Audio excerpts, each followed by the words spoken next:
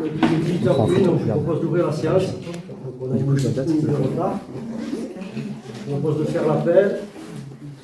Donc Claudine Gambé est présente, Audrey Tardy est présente, Stéphanie Martin est présente, Catherine Thérèse est présente, Vincent Garouste est présent, Claire Combat est là, Anne-Marie Abadi est présente, Michel Renou est là, François Bontemps a donné procuration à Audrey Tardieu, Sandrine Lafont est présente, Nathalie Marty est présente, Hervé Carrière a donné procuration à Vincent Garouste, Sabine Sauvage absente a donné procuration à Caroline Desondes, Nathalie Raïm est présente, Lionel Kériou pour l'instant n'est pas là, Cyril Mivou sera en retard, a priori il y a un accident sur la rocade, qui sont passés par la rocade.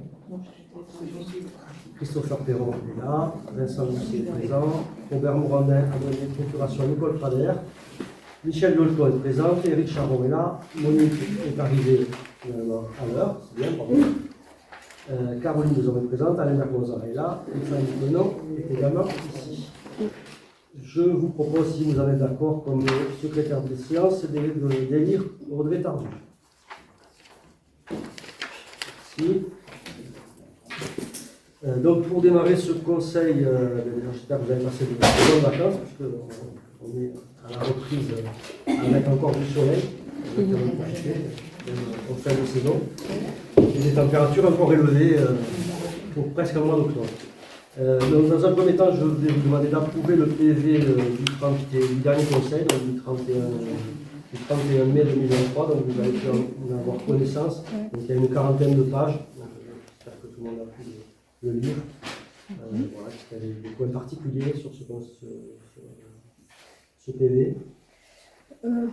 Oui, comme c'est une transcription, j'imagine, un peu automatisée, il y a des propos qui ne sont pas attribués à des personnes.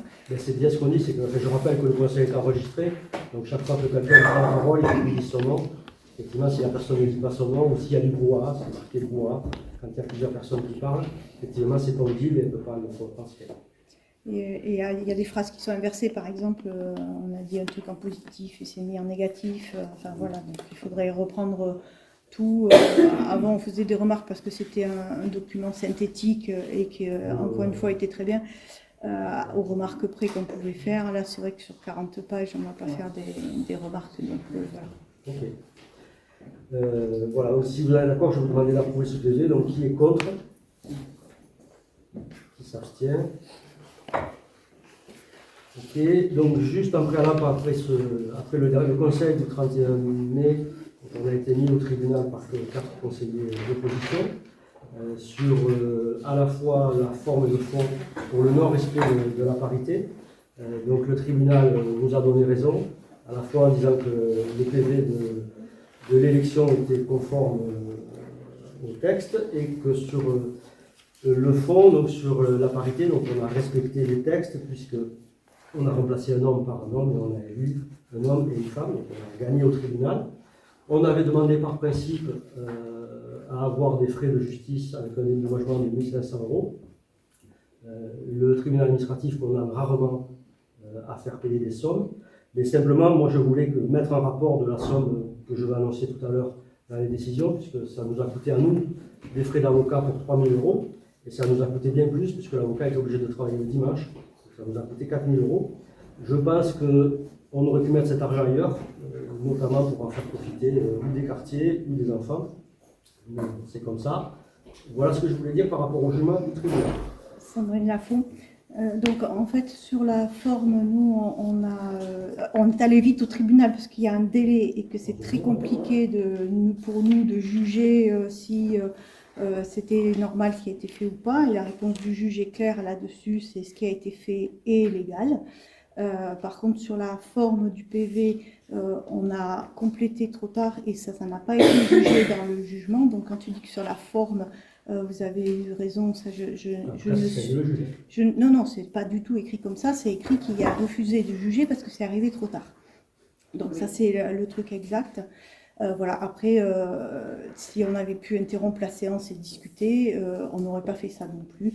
Donc évidemment, nous aussi, on regrette. Vous étiez contre, il n'y a pas de discussion possible. Christopher Perron, on n'était pas contre. Je vous rappelle qu'on a proposé, notamment, j'ai proposé qu'on arrête la séance juste pour discuter, qu'on se pose 5 minutes, Et je préfère aussi rajouter un point. J'étais au tribunal, présent, avec Madame Marty, et une personne de vos représentants. Nous avons pu discuter, nous avons posé les questions, notamment nous avons pu écouter le verdict et l'étude de la personne qui a dépilé l'ensemble des informations. Ce que cette personne a dit très clairement, c'est que la question que nous sommes posée était légitime, pertinente et méritait d'être posée. Donc, ce qu'il en est, c'était l'objectif. Nous, lorsque nous sommes allés au tribunal, nous avons posé la question au juge de statuer. Nous lui avons dit, nous nous remettrons à votre décision, parce que dans la situation présente, c'est surprenant. La personne qui a fait tout le rapport, qui a tout rapporté, a bien expliqué l'ensemble. Je vous invite à regarder le délibéré lorsqu'il sera fait. Tout est très pertinent. Moi, dans cette histoire, j'en viens à dire, comme Sandrine Lafont le dit, on aurait peut-être pu discuter, on aurait économisé du temps. Je reviens sur un point, M. Garrigou. Non, M. Garrigou, juste un point. Vous avez parlé de 4 000 €. Après, j'arrête. Vous avez parlé de 4 000 €. Je me permets de vous poser une question. N'avez-vous pas une assurance pour couvrir tout ça? Non. L'assurance, on y reprendra après, parce que vous voulez parler du contrat d'assurance, je vous expliquerai comment ça fonctionne. Mais j'en parlerai quand on sera au niveau des assurances. Ok, en tout cas, bon, voilà. Ce qu'on a fait était tout à fait légal. Vous avez dit que ce n'était pas légal. Ben, si, parce qu'on n'a pas été condamné. Non, mais la loi est rédigée de telle sorte, et le juge a été clair, hein, que effectivement l'objectif global de parité n'est pas respecté dans l'addition des lois. Donc effectivement, ça c'est puéril de dire l'addition des lois. Moi, ce que je propose, c'est qu'on arrête là. Christophe Perron, je propose qu'on arrête là-dessus. Le juge a statué. Donc revenons sur ce qu'il a statué. Ne nous mettons pas sa décision. Parfait. Stéphanie, vous voulez faire une déclaration avant le conseil? Ouais. Lors du conseil municipal du 31 mai 2023, je devais répondre à une question sur les logements de l'avenue de Guilat, et notamment sur le relogement des locataires en place. Nous avions préparé une réponse écrite que je vais vous lire, ainsi que la question. La question était, on a entendu dire que les logements loués sont en très mauvais état. Qu'en est-il? Des travaux sont-ils prévus dans les logements? La réponse qui avait été écrite est: la vétusté des logements faisait partie des raisons principales pour lesquelles la commune a souhaité préempter cet immeuble avec le support de l'EPFO. Non, il n'y a pas de travaux prévus dans l'immeuble car son état ne permet pas une réhabilitation. Seuls les travaux mineurs pourront être faits en cas de nécessité. La commune et le CCAS travaillent à accompagner les habitants actuels vers d'autres solutions de logement plus satisfaisantes. Mais cette démarche nécessite un accompagnement individuel qui prendra du temps. Les logements ne seront pas reloués après le départ des locataires actuels. J'ai employé le mot marchand de sommeil, qui n'est pas adapté à cette situation de simple vétusté et de remise aux normes, même si les travaux seraient très coûteux et que la démolition ou reconstruction est préférable.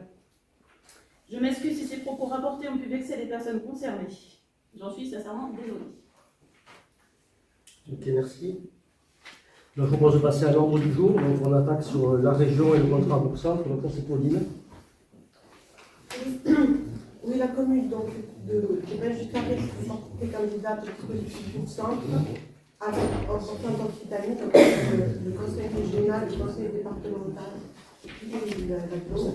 Il a voté le contrat pour la période 2019-2021, de délibération qui date du 7 décembre 2020, et que la plupart d'entre vous ont dit. Plusieurs axes stratégiques sur le contrat pour centre: affirmer le rôle de pôle de service, renforcer l'attractivité de la commune, affirmer une commune éco-responsable, développer le vivre ensemble. Ces axes se déclinent en plusieurs projets d'aménagement, de valorisation et de rénovation d'équipements que la commune souhaite poursuivre dans la nouvelle génération de contrats pour centre 2023-2028. En effet, la région Occitanie a décidé de poursuivre les contrats pour centre par voie d'avenant pour les communes ayant déjà conclu un contrat. C'est pourquoi il sera proposé au conseil municipal de reconduire le contrat pour centre pour la période 2023-2028 par voie d'avenant en maintenant les 4 axes stratégiques. Il sera aussi proposé de valider les fiches actions pour la période 2023-2024. Je rajouterai un commentaire que si vous avez vu les orientations nouvelles de la région se focalise sur son pacte vert et donc a sensiblement réduit le champ de son intervention. D'où le fait que nous n'avons pas bouleversé les contrats pour le centre. Nous avons maintenu la plupart des actions en insistant sur les aspects environnementaux, notamment par exemple la placette du Belgique-Carré où il y a une désimperméabilisation des sols. Et bon, sur le parc, on verra aussi assez.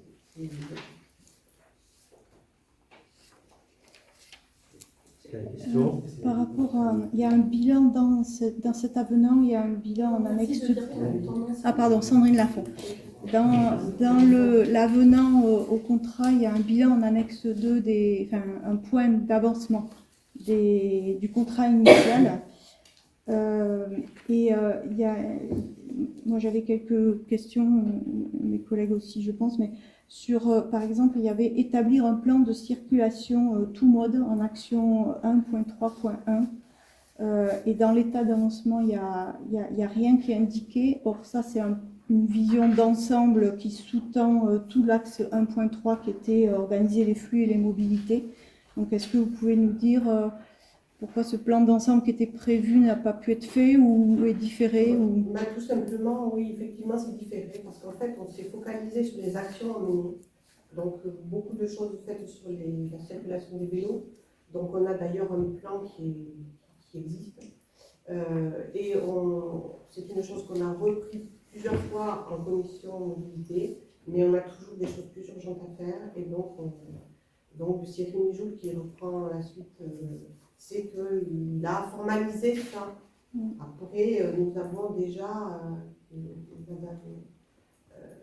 Anne-Marie Abadi peut en témoigner, nous avons déjà la teneur de ces plans. Mais c'est vrai qu'on ne les a pas formalisés. Je pense que c'est dommage de ne pas les formaliser parce que c'est une information intéressante et du coup c'est pas du tout marqué même dans le futur quoi. Bon voilà c'est comme ça mais je trouve que c'est dommage d'avoir cette action là et puis de ne pas la valoriser. Je comprends la difficulté. Et pareil sur l'aménagement, l'action 2.2.1 étude d'aménagement urbain du centre-bourg, périmètre Sainte-Barbe, place de l'Église, rue de la Bourdasse, place René Loubet. C'est pareil, il y avait une étude d'ensemble qui était marquée, 2.2.1, et il n'y a rien, il n'y a pas écrit que c'est fait, et il n'y a pas écrit non plus que ça sera fait. Est-ce que c'est abandonné? Puis c'est pareil, c'est une vision d'ensemble. On est dans une période beaucoup plus grande, et on a déjà fait Bourdasse et Sainte-Barbe. Après le reste, le contrat il va jusqu'en 2028. Oui, mais il n'y a pas de prévision de quand. On attendait aussi d'avoir une vision sur ce qui se passait sur la place René Loubet. Et notamment la position de Carrefour.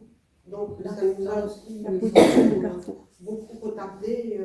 Et en fait, du coup, on est plutôt allé sur de l'opérationnel et pas sur une réflexion d'ensemble qu'on ne pouvait pas mener, vu qu'on n'avait pas cette vision de ce qui allait se passer sur la principale place. Mais c'est... Du coup, c'est pas abandonné quand même. L'histoire que c'est Pierre Combat qui va présenter, que la place de l'église, la place René Loubet et les deux rues là, qui les rejoignent en fait, ça faisait partie d'une globalité. Donc est-ce que cette globalité est abandonnée ou pas? J'ai répondu, c'est dans une période plus longue, parce qu'on va jusqu'en 2028. C'est dans une période plus longue, on va jusqu'en 2028. D'accord. Abandonné. S'il n'y a pas d'autres questions, je propose de voter. Et après, il y avait un axe. Il y avait d'autres points, il y avait le 1.3.6. Il y avait... Christopher Perron, il y avait un point sur la fiche 1.3.6 qui concerne la piste cyclable le long du Haut-Mont. Donc, si je ne me trompe pas, c'est celle qui longe le Haut-Mont quand on a fait le Walking Day. Et s'était posé la question à ce moment-là du pont qui va vers le domaine privé. Comment est-ce que ce point est abordé? Quelles vont être les initiatives de la mairie pour continuer ce chemin à ce niveau-là? Tout simplement, Claudine Gambier, tout simplement en croisant ce pont sera maintenu. On continuera en croisant ce pont. Et ce que je peux vous ajouter sur ce dossier, c'est que actuellement nous avons l'accord de promologie et que le dossier est monté pour acquisition foncière. Pour le passage de la maison, parce qu'il y a une maison privée. Pour la totalité de ce qui est promologie, et nous avons des contacts avec d'autres propriétaires pour des petits morceaux de terrain qui peut impacter la... Oui, voilà, il y a ce petit morceau qui est privé, qui ne fait pas partie de promologie. Si, ça appartient à promologie. Le passage qui est dans la maison où il y a le petit pont. C'est promologie, ça. Ah, oui, d'accord.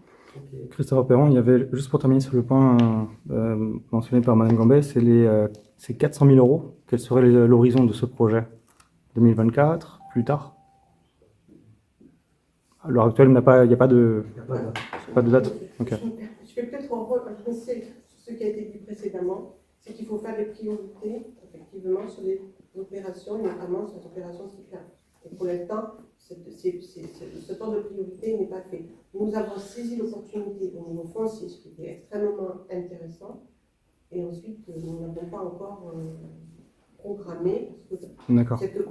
Ça ne vous a pas échappé qu'il y a plusieurs travaux cyclables, donc il y en a un cours.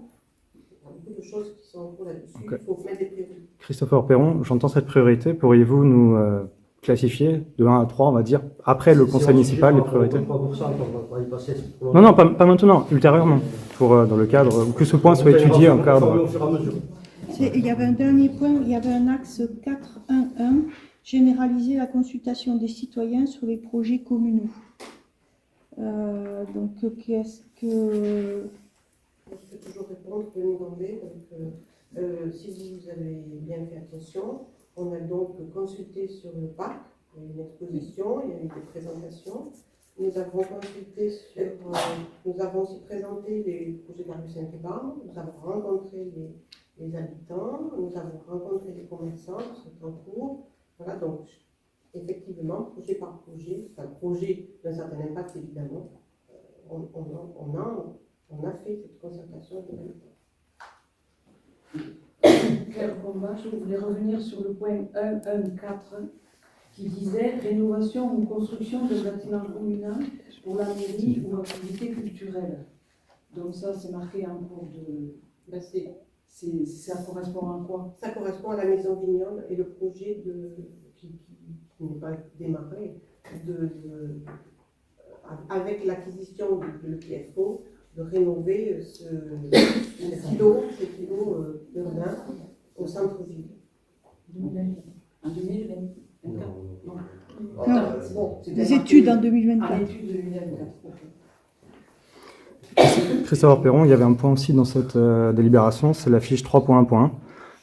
Je rappelle qu'on a le droit de discuter sur une délibération. Oui, d'accord. Parce que non, ce point n'est pas clair, les éléments ne permettent pas de bien le comprendre. On a déjà voté, c'est juste un avenant au texte. Ça, on l'a fait en 2020. Non, mais c'est des éléments majeurs, Sandrine Mais vous Lafont, avez pardon, moi, c'est cette question des de éléments l'hiver. majeurs de vie du village. On en profite d'avoir ce point-là pour discuter de tout ça, c'est normal. Ça nous permet d'être au courant. Parce que le point 3, Christopher Perron, le point 3.1.1 parlait de la lutte contre les îlots de chaleur par la végétalisation des espaces publics. Actuellement, la brodasse a été faite, il n'y a pas vraiment de végétalisation. C'était pas prévu. Ça fait partie d'une stratégie ou pas de la ville de pouvoir mettre des îlots de fraîcheur. La question qui se pose, c'est qu'en est-il sur la brodasse, notamment au niveau de la place qui a été faite et de la construction? Pardon, Sainte-Barbe, excusez-moi, Sainte-Barbe. Si vous étiez venu voir le projet en mairie, vous auriez vu qu'il y avait des végétaux. Non, mais on est venu voir. Vous n'avez pas vu les végétaux? Oui, non, je ne parle de la même, mais sur le parking de la Sainte-Barbe, tout a été goudronné. Est-ce Non. qu'ils vont remettre des arbres au Et milieu? l'arbre a été coupé. Les arbres sont morts pendant les travaux. Non, il n'était pas mort cet arbre. Mais si, ils ont coupé les racines. Ils sont morts. Ouais, s'ils ont coupé la racine, oui. Ils n'avaient qu'à faire attention. Ben, ça, je suis d'accord avec toi. C'était pas ce qui était prévu quand C'était on pas ce a, qui était prévu. quand on a cédé cette place aux promoteurs, c'était pas du tout ce qui était prévu. C'est pour ça que les arbres qu'ils vont remettre vont leur coûter cher. C'est comme ça. Oui, mais Ils sont en morts. attendant, l'arbre n'est plus. Ah ben ça, c'est sûr. Mais c'est complètement goudronné, c'est normal. Non, Ils non, vont il y a deux plots où ils vont remettre des arbres. Il faut aller voir. D'accord, j'ai vu de trop loin, j'ai vu Je tout vous propose de goudronné. voter parce Les que plots ça sont légers. passe trop de temps, le conseil est long. Donc qui est contre? Qui s'abstient? Si. Le point 2 pour le SDEC, Vincent. Vincent Garouste, donc l'article L5211-39 du CGCT prévoit que les EPCI établissent chaque année un rapport d'activité qui est adressé à l'ensemble des communes membres pour une présentation à leurs conseils municipaux.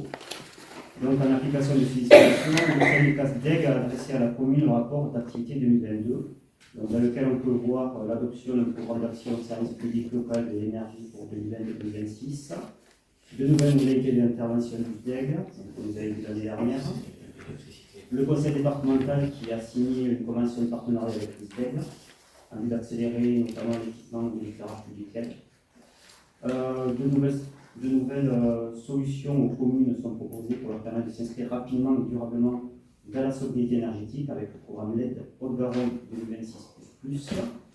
D'autres missions du DEC qui sont la distribution de l'électricité notamment.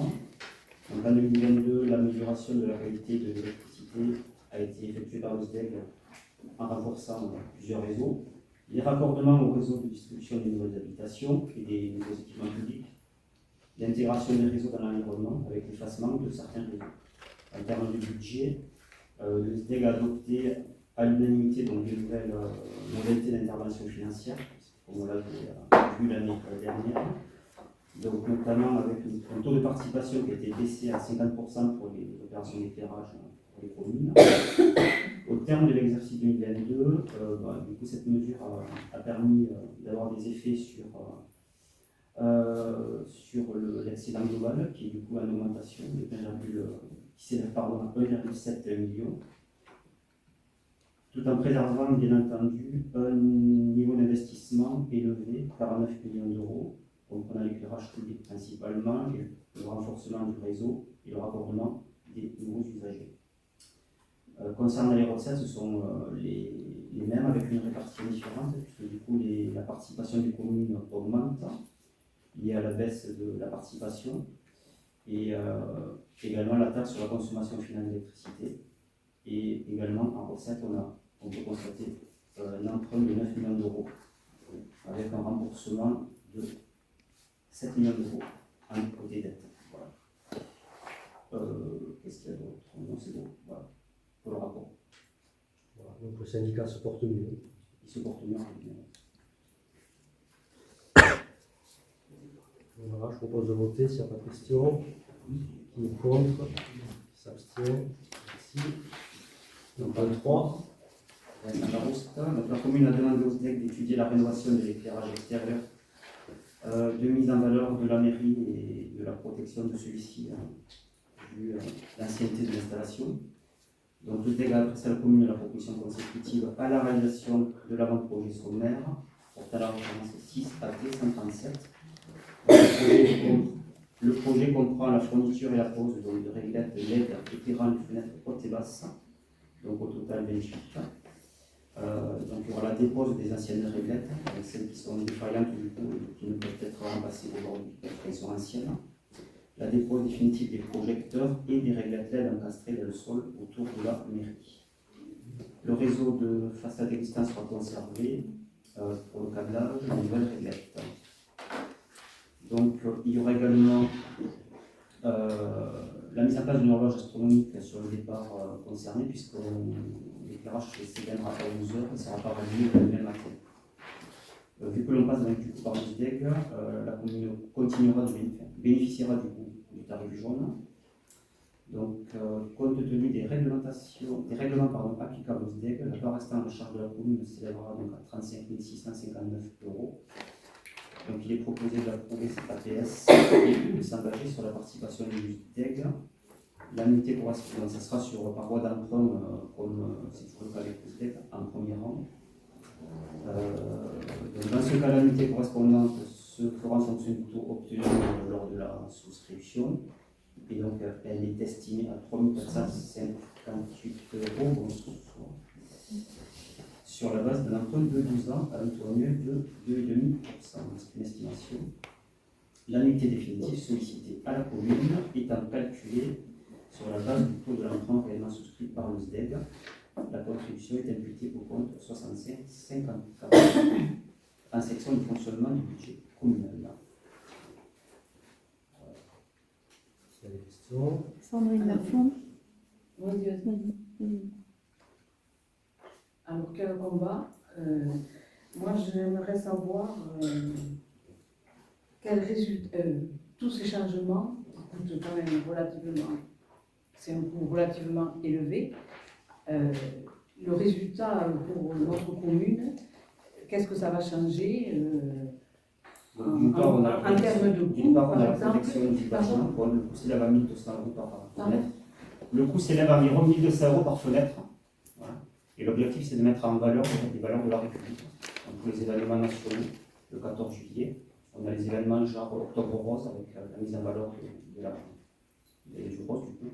Voilà, donc c'est mettre en avant la République, puisqu'aujourd'hui, c'est quand même une notion forte de... Et surtout, C'est nos valeurs qui sont fortes, en fait. repartir sur un éclairage neuf, puisque celui qu'on a, il est plus réparable. Le matériel qui n'existe plus, ce matériel ne se fait plus. Et on doit mettre en sécurité, puisque si on est amené à refaire le parc, on va être obligé de déposer tout l'éclairage qui est enterré dans le sol, et on ne peut pas garder du câblage dans le sol. Donc on est obligé de le faire. Donc c'est vraiment la mise en valeur de notre République qui est aujourd'hui aussi en difficulté. Et du patrimoine. C'est Du patrimoine. Nicole Pradier, je peux. Oui. Est-ce que cette solution est définitive ou pas? Est-ce qu'on reviendra dessus? Une réunion définitive. Oui. À la vétusté du matériel, je ne sais pas.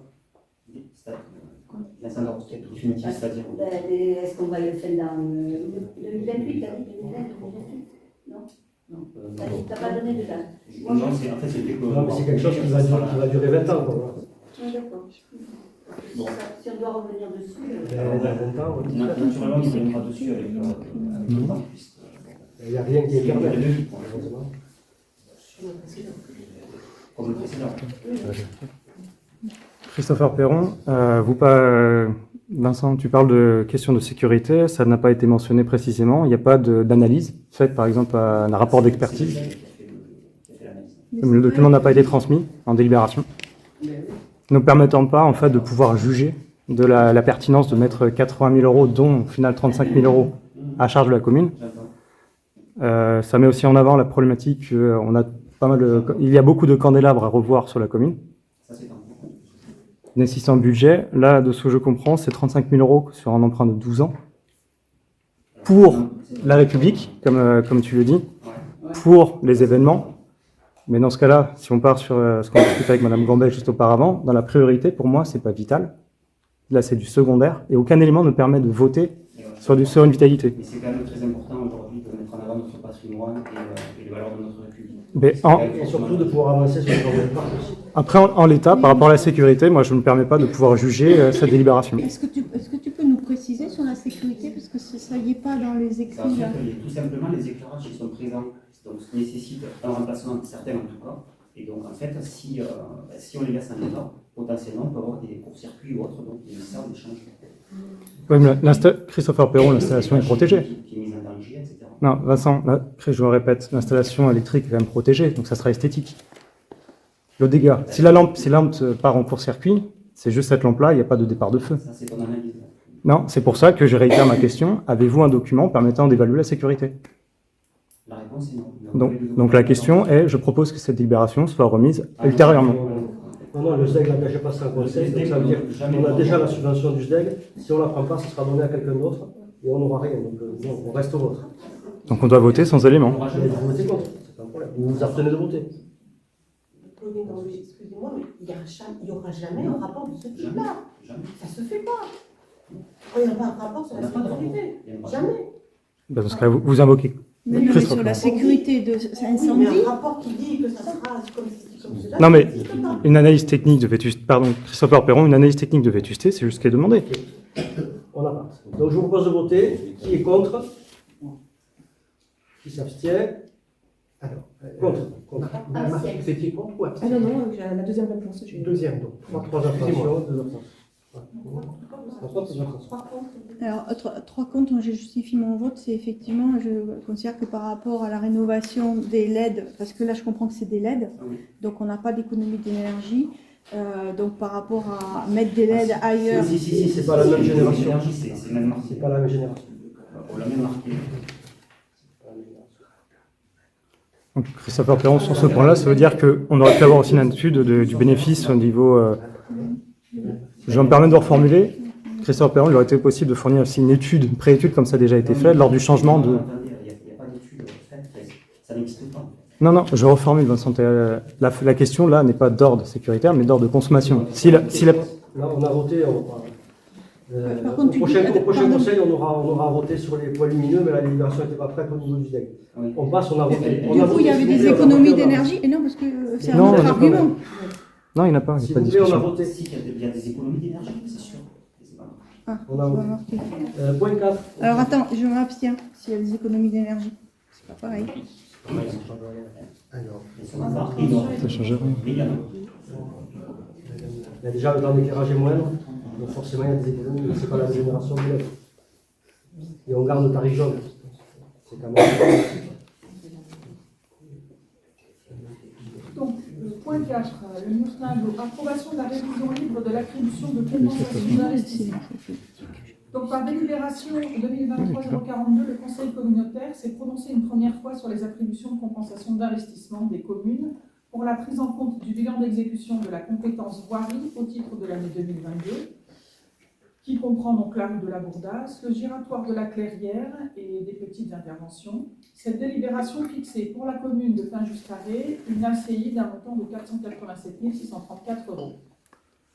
Par délibération du 30 mai, le Conseil communautaire a pris en compte, en fonction des nouvelles règles proposées, le bilan prévisionnel d'exécution de la compétence voirie pour l'année 2023, qui comprend la rue Sainte-Barbe, la place François, les travaux relatifs à la place François-Turiès, le passage à 30 km/h au niveau de la circulation et d'autres petites interventions, auxquelles a été appliqué un coefficient de 50%, donc des besoins à venir, soit pour notre commune un montant de 147 651 €. Au total, l'ACI 2023 s'élève donc à 635 286 €. S'agissant d'une révision libre de l'ACI, celle-ci doit faire l'objet d'un vote au conseil municipal. Donc, il sera donc proposé au conseil municipal d'approuver le montant d'ACI de 635 286 € pour 2023. Les crédits nécessaires sont inscrits au budget 2023.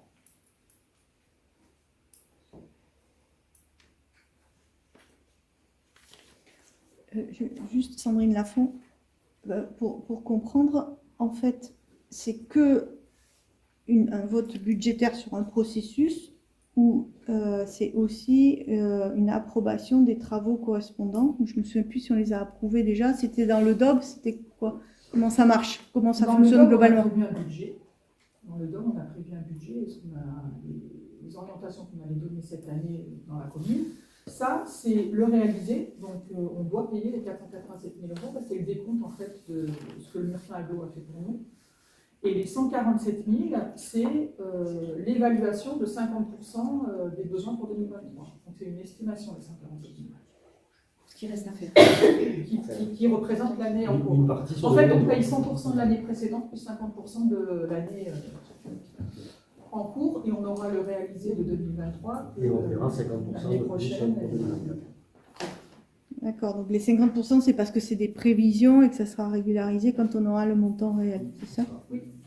Et ces travaux-là, je repose pardon ma question parce que c'est dans la discussion budgétaire de début d'année qu'on avait décidé de les engager ou c'est un processus de décision qui est ailleurs et autre? C'est dans le DOB. C'est les mêmes travaux qu'on avait prévus, qui sont réalisés. Ok, merci. S'il n'y a pas d'autres questions, je vais mettre au voix. Qui est contre? Qui s'abstient? Si. 55. Donc, approbation de la révision libre de l'attribution de compensation de fonctionnement. Donc, par délibération 2022-171, le Conseil de communauté de Murtin Aglo a approuvé la phase opérationnelle de 2023-2026 du projet de territoire, ainsi que le pacte fiscal et financier 2023-2026. Donc, le pacte fiscal et financier prévoit notamment la compensation pour certaines communes de leur moindre participation au financement historique du reste à charge des services à la personne, compensation qui est plafonnée à 33%. La participation annuelle de toutes les communes à l'évolution de la dynamique de charge des services à la personne liés à la croissance communale. La correction de l'effet base sur la taxe foncière payée par les contribuables communaux à l'agglomération.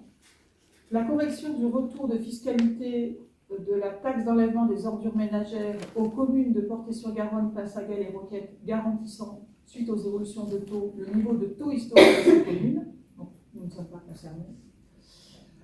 Une hausse de la fiscalité intercommunale et de la dotation de solidarité communautaire, majorée donc pour les petites communes, qui ainsi neutraliserait pour une large majorité des communes le retour financier des communes vers l'agglomération.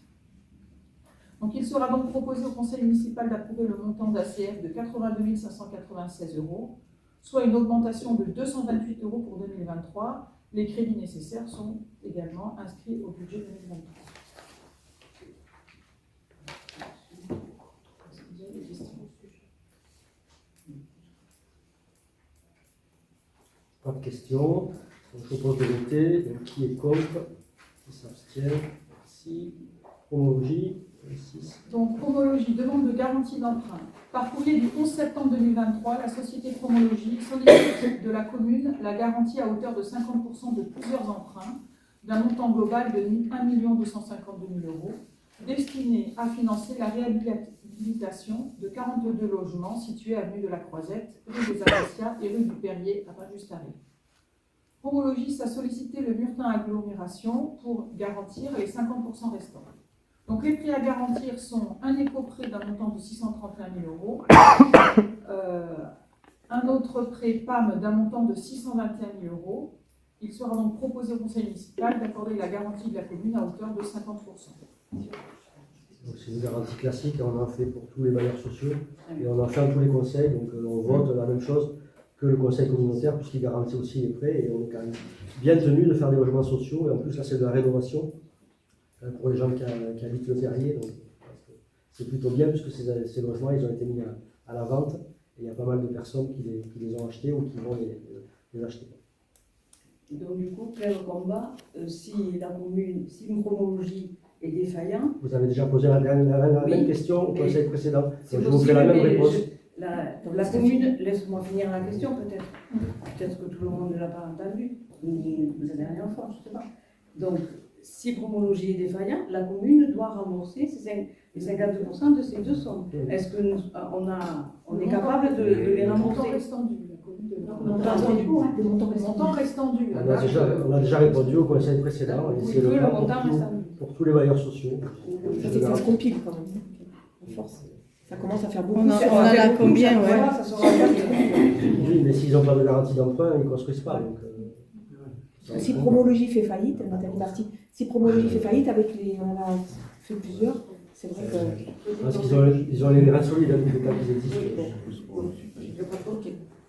Bon, est-ce qu'on a une idée, Sandrine Lafont, pardon, est-ce qu'on a une idée de combien on a effectivement de garantie d'emprunt? Parce que ça fait 3-4 qu'on. Oui, c'est 33 cas. Le montant. Le montant. Après, ça Il y diminue. aura une annexe au budget. On doit être à 2 millions d'euros là.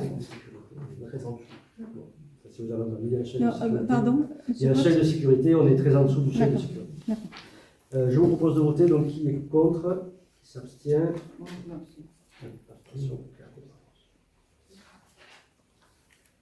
Point 7, subvention exceptionnelle pour le Maroc. Donc le séisme Maroc, donc le vendredi 8 septembre, le Maroc a été frappé par un tremblement de terre de grande ampleur qui a touché notamment la région de Marrakech.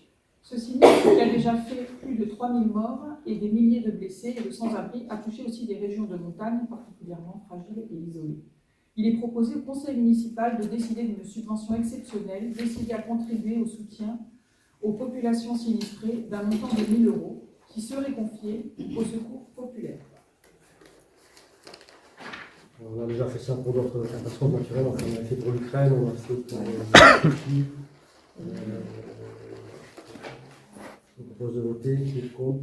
Juste Sandrine Lafont, juste le serait confié au secours populaire, c'est juste en attendant qu'on vote. Il y a une ambiguïté, il y a un choix à faire sur ces secours populaires. Ok, merci. Oui, puisqu'ils ont une action. D'accord. Non, mais c'est bon, c'était juste pour savoir si. Qui est contre? Qui s'abstient? Merci. Le point 8, Michel. Michel Renaud, donc convention de groupement de commandes composteur et accessoires. Donc le Muretin Aglo développe une politique volontariste pour la réduction des déchets ménagers et assimilés. Le Muretin Aglo a la volonté d'accroître le prix à la source des biodéchets dans l'intérêt des administrés du territoire, afin de développer la gestion de proximité des biodéchets. Les opérations de prévention de la production des déchets, de réutilisation ou réemploi peuvent être réalisées par les établissements publics de coopération intercommunale comme par les communes. Certaines communes du Muretin-Aglo souhaitent développer une politique de gestion de proximité des biodéchets pour leurs administrés. Au regard des discussions menées entre le Muretin-Aglo et certaines de ses communes membres, il apparaît qu'un groupement de commandes permettrait de mutualiser les procédures d'expertise des acheteurs publics et participer par un effet de volume à réaliser des économies sur les achats. Il est donc proposé au conseil municipal d'approuver la constitution d'un groupement de commandes conformément aux dispositions de l'article L. 2113-6 du Code de la commande publique. La convention constitutive du groupement de commandes qui désigne le Muretin Agglo comme coordonnateur du groupement doit être approuvée pour permettre le lancement de cet accord cadre. Donc, le groupement prendra fin au terme de l'accord cadre, éventuellement reconduit ou modifié. Il est donc proposé au conseil municipal d'accepter les termes de la convention constitutive du groupement de commandes relatif à la fourniture et à la livraison de matériel de prévention pour le tri à la source des biodéchets des administrés et pour les membres du groupement de commandes du Muretin Agglo. C'est annexé à la présente délibération. Autoriser le maire ou à défaut son représentant à signer la convention constitutive. Accepter que le Muretin Agglo soit désigné comme coordonnateur du groupement et habiliter le maire ou à défaut son représentant à signer l'accord cadre et à effectuer toutes les formalités administratives pour la bonne exécution de ce dossier, notamment pour la signature et la notification de l'accord cadre. Christopher Perron, j'ai une question globale par rapport à cette problématique-là. C'est une très bonne idée de faire un groupement de commandes.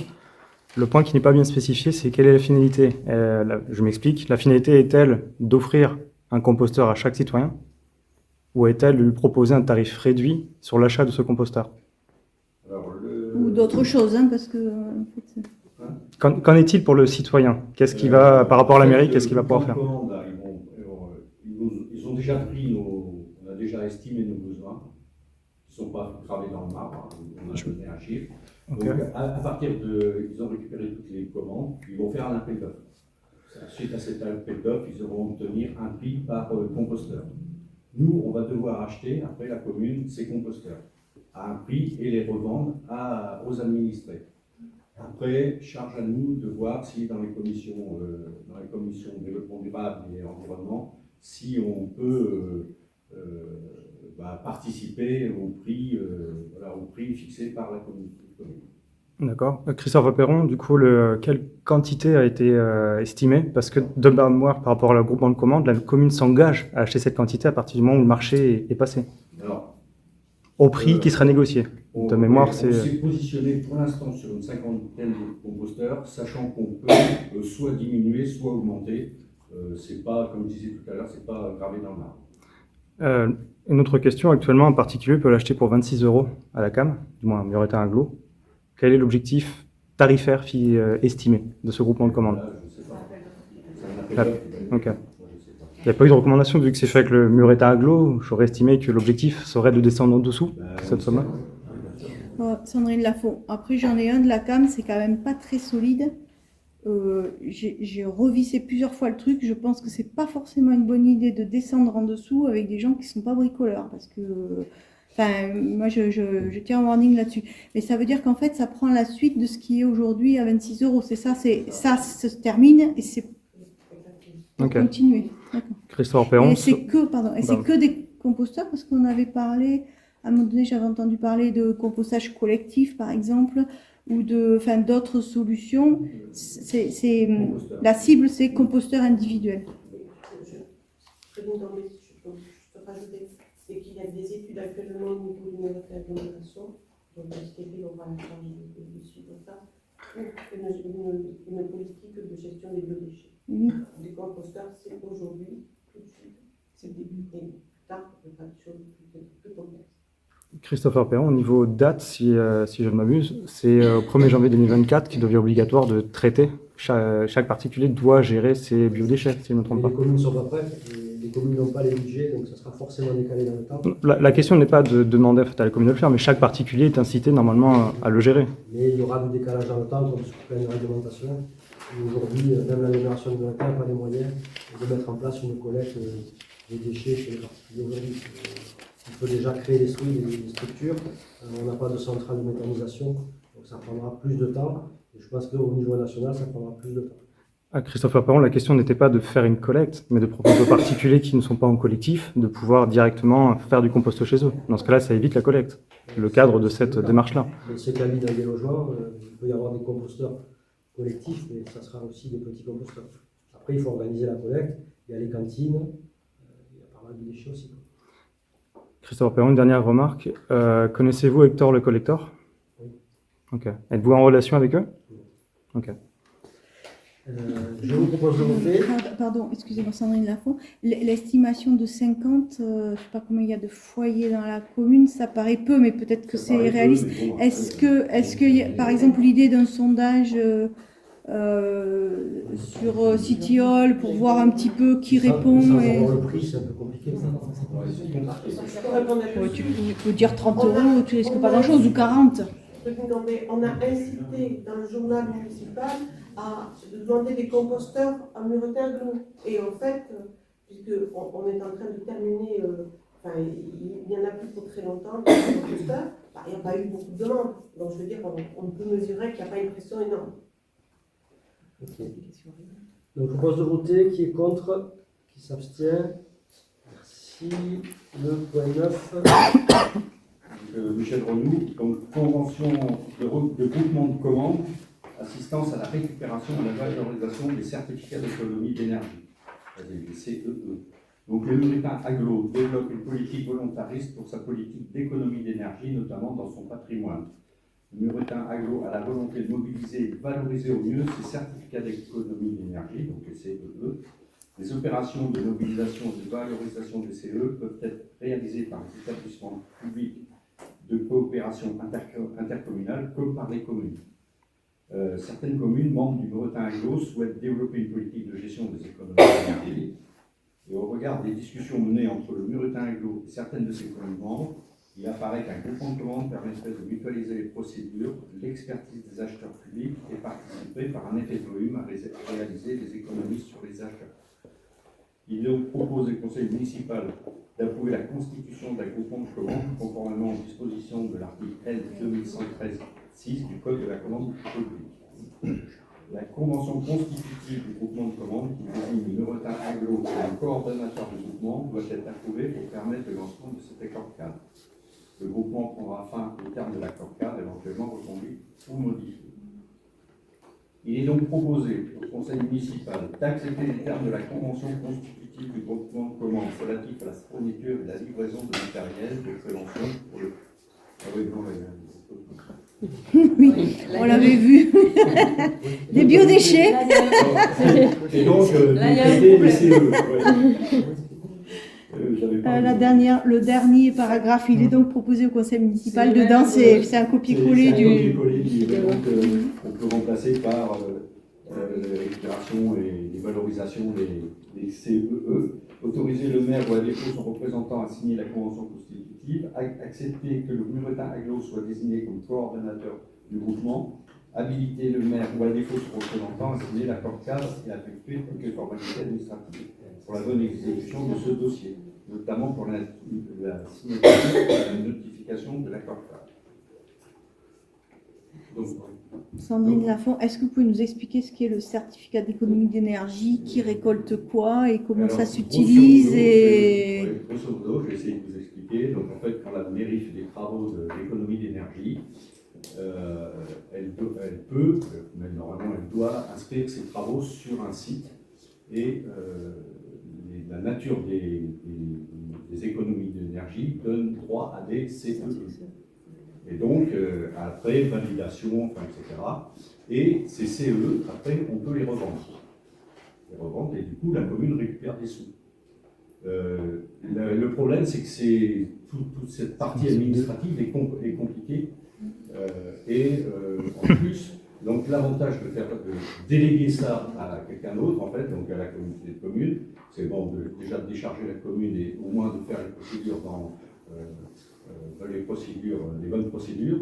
Et d'autre part, il y a un effet de seuil, ce qui fait que le plus on a de CEE, le mieux on peut valoriser. Donc en fait, voilà, en gros, j'espère que j'ai été clair. En gros, voilà ce que c'est les CEE. Merci. Christophe Perron, l'histoire de la revente, c'est revendre à qui? C'est revendre à des pollueurs. À des entreprises. C'est un peu la taxe CO2. En fait, c'est la taxe CO2, quoi. Ouais, grandes sociétés comme Total Energy, enfin voilà. En fait, ils s'achètent une bonne conduite. Oui, c'est ça. Les grandes sociétés, au lieu de faire eux les économies énergie qui devraient faire et ils se servent de ça pour pas les faire. Voilà. Ok. S'il n'y a pas d'autres questions, je propose de voter. Qui est contre? Qui s'abstient? Si, électronique, Michel. Michel Renaud, donc atelier électronisme, convention de coopération avec la commune de Roquette. Donc après la fin du contrat de conseiller numérique, la commune souhaite poursuivre son action de lutte contre l'électronisme. Elle a donc décidé d'organiser en coopération avec l'association qui a été intervenue durant les années 2020-2021, la Fédération des femmes pour l'Europe, FFPE, des ateliers hebdomadaires pour la période de septembre à décembre 2023. Donc grâce à la poursuite des échanges initiés à l'occasion du conseiller numérique. Vous savez que le conseiller numérique, on l'avait dit, elle intervenait sur 3 communes, Sobins, Roquette et Pain-Juste-Arrêt. Donc il est apparu que la commune de Roquette souhaitait aussi poursuivre dans ce sens et qu'une coopération était possible. Il est donc proposé au conseil d'approuver une convention pour l'organisation de cette série d'ateliers par lequel les places et les coûts sont répartis à 60%, donc pour Pain-Juste-Arrêt, 40% pour Roquette. Bon, et ça permet aussi de mieux remplir les places disponibles. Et Nathalie Marty, juste un petit rappel, quand on l'avait voté sur une période d'1 an ou 2 ans, parce que ça me paraît pas, il me semble que c'est pas vieux l'embauche de la personne. On avait fait un contrat sur... Elle a mis fin à son contrat. Ah, c'est elle qui a arrêté le contrat. La personne a souhaité. Elle a trouvé un poste. Là, c'est la personne c'est pour ça qu'on est en fin de contrat, parce que la personne est partie. Oui. Et en fait, il n'y a pas le souhait de réembaucher quelqu'un. C'est impossible parce qu'en fait, il faut embaucher des personnes déjà formées, le dispositif s'arrête. Le temps de formation était long, puisque c'est 6 mois. Elle est arrivée à la date de fin. On n'a pas retrouvé. On ne sait pas si Pourquoi une répartition 60% d'un côté et 40% C'est le nombre de places. Le nombre de places qu'on propose. On propose moins de places à Roquette qu'à Pain-Juste-Arrêt, puisque c'est nous organisons. Et donc, s'il y a 10 places, il y en a 6 pour Pain-Juste-Arrêt et 4 pour Roquette. c'est exactement ça. Christophe Arperon, j'ai compris que c'était par rapport au ratio de paiement, en fait, 60-40. Question pratico-pratique, il n'est pas inscrit au niveau de l'article 3 ou l'article 4. Qu'est-ce qu'il en est si au dernier moment, en fait, il y a une place vacante et qu'une personne de l'autre ville souhaite venir, sachant que le cours est payé, je crois, pour le nombre de places? Est-ce qu'il ne ferait pas sens, entre guillemets, de mettre un alinéa précisant que dans ce cadre-là... On a des personnes dans la liste d'attente, donc on va largement... Ok. D'accord. Mais Christophe Arperon, je voulais juste faire remarquer que ce n'était pas spécifié. C'était C'était dommage. Et en fait, oui, il y a eu beaucoup de demandes, donc on a des personnes en liste d'attente pour l'année prochaine. Ok. Sandrine Lafont, juste pour rebondir sur la question de Nathalie, du coup, ça veut dire qu'on n'a plus d'aide? Non. C'est ça, parce qu'on n'a pas le temps de re-rentrer dans le contrat en changeant d'intervenant, c'est ça hein? Le processus est terminé. Ça n'a pas été reconduit. Christophe Arperon, je pense que ça n'a pas été reconduit. Oui, donc c'était même pas la peine d'y aller. D'accord. Et ça va, enfin moi je trouve que c'est une très bonne idée, c'est pas le problème, mais ça va coûter combien à la commune, parce qu'il n'y a pas, c'est pas écrit l'ordre de grandeur du... C'est les coûts, je crois que c'est 3000 de mémoire, 3800, et du coup, Roquette va participer pour 1700. Enfin, de tête. Par mois? Par mois? Par an. Non, pour la session, là, c'est la session. La période, ça comprend 15 semaines. Ça comprend donc 15 semaines avec avec 2 cours, un pour les initiés et un pour les débutants. Et dans chaque cours, il y a 10 personnes. Christophe Arperon, si je me rappelle bien, c'était de l'ordre de... Si je me souviens bien, quand on discutait à l'époque, c'est 15 € par tête à peu près. Non, ça se voit, il faudrait faire le calcul, mais... Ok. Parce que je me permets une remarque. J'apprécie le fait que la FFPE soit mieux appréciée cette année qu'elle n'a été lors de discussions par le passé. Par monsieur le maire. Là, je me répète parce que ça va pas être bien. Christophe Arperon, je remercie de faire appel à la FFPE qui a montré qu'elle a fonctionné sur la commune malgré les réticences de monsieur le maire par le passé. Je vous propose de voter. Qui est contre? Qui s'abstient? Merci. Catherine? Subvention exceptionnelle à une association. Donc, les subventions de fonctionnement courant de l'association sont attribuées dans le cadre du budget. Les subventions exceptionnelles non prévues par le budget doivent faire l'objet d'une délibération particulière. Un projet s'est déroulé au cours de cet été 2023 pour lequel l'association porteuse a demandé à la commune une subvention exceptionnelle. Il s'agit du vélo, donc du CPRS, qui attribue donc 250 € pour le grand tour cycliste de la fête locale organisée en septembre 2023. Il est donc proposé au conseil municipal de décider l'attribution de la subvention exceptionnelle 2023 ci-dessus.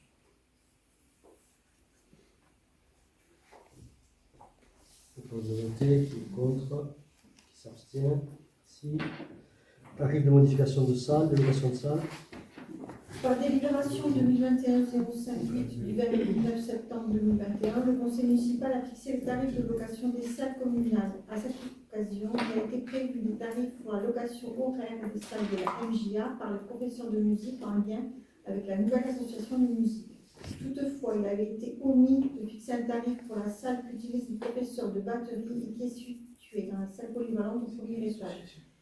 Il est donc proposé au conseil de remédier à cet oubli en fixant pour cette salle le tarif de 50 centimes par heure. C'est une salle qui n'a pas de fenêtre. Qui n'est pas, qui est très chaude et très froide. Voilà. Oui. Je confirme. D'où le tarif très bas. Merci pour. Ok. Je propose de voter, qui est contre, qui s'abstient. Merci. Nathalie.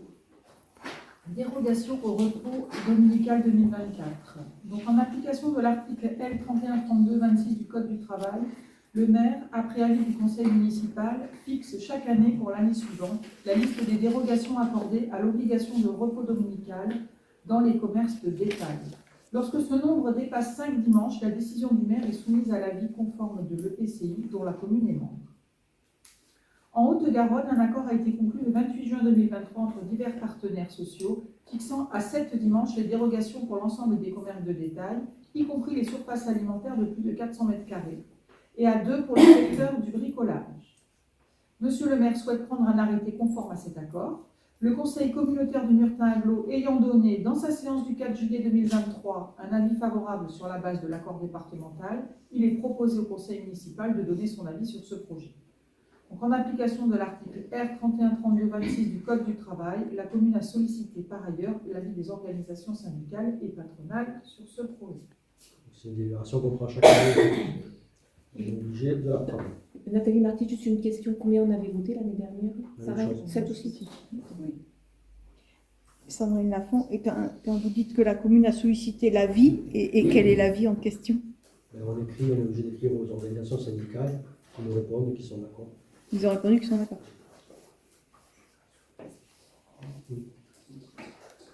C'est quoi le Édition de chiffre? la CGT. Merci de la précision. Sauf la CGT. C'est par principe. Donc je vous propose de voter, qui est contre, qui s'abstient. Merci.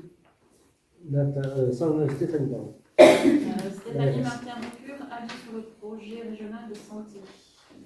Donc, par courrier du 21 juillet, le directeur de l'Agence régionale de la santé, l'ARS Occitanie, sollicite, en application de l'article R. 1434-1 du Code de santé publique, l'ensemble des collectivités locales d'Occitanie pour recueillir leur avis sur le projet régional de santé 2023-2028, arrêté le 19 juillet 2023.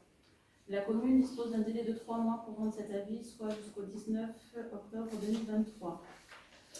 Le projet régional de santé est constitué d'un cadre d'orientation stratégique à 10 ans, d'un schéma régional de santé à 5 ans et du programme régional relatif à l'accès à la prévention et aux soins des personnes les plus démunies, PRAPS, 5 ans.